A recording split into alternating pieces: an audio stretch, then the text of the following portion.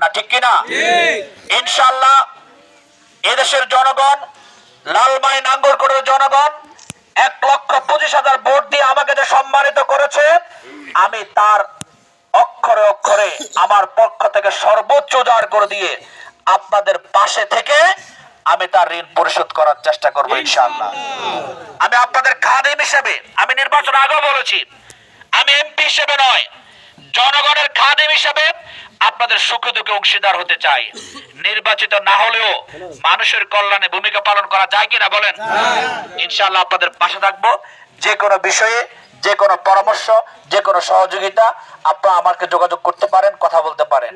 একটা কথা মনে রাখবেন, আমরা এই মাটির সন্তান, সুতরাং এই মাটি কেউ আমার পিতার সমতুল্য, কেউ ভাইয়ের সমতুল্য, কেউ চাচার সমতুল্য, সকলকে নিয়েই আমরা একটি সমৃদ্ধ লালমাই নাঙ্গলকোট গড়ে তুলবো ইনশাআল্লাহ।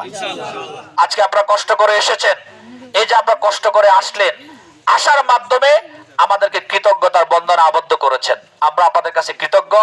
মাওলানা মফিজুর রহমান ফাউন্ডেশনের পক্ষ থেকে, মেজর রহমান ভাইয়ের পক্ষ থেকে আপনাদের প্রতি কৃতজ্ঞতা জানাচ্ছি, মোবারকবাদ জানাচ্ছি।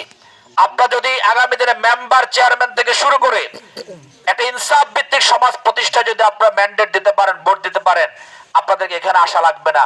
ইনশাআল্লাহ জনগণের দোরগোড়ায় আমরা সেবা পৌঁছে দেওয়ার জন্য সর্বোচ্চ চেষ্টা করবো ইনশাআল্লাহ।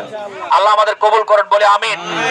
আল্লাহ রাব্বুল আলামিন এই রমজানের এই সময়ে যে কষ্ট করে এসেছেন, আল্লাহ রাব্বুল আলামিন যেন এই সময়দানকে উত্তম জাদা দান করেন, বাকি রোজাগুলো যেন ঈমান এবং ইহতিসাবের সাথে রাখতে পারি, এই প্রত্যাশা ব্যক্ত করে আমার প্রিয় নাঙ্গলকোট লালমাইবাসী, বিশেষ করে আদ্রাবাসীকে ঈদ উল ফিতরের অগ্রিম শুভেচ্ছা জানিয়ে আমি আমার কথা শেষ করছি।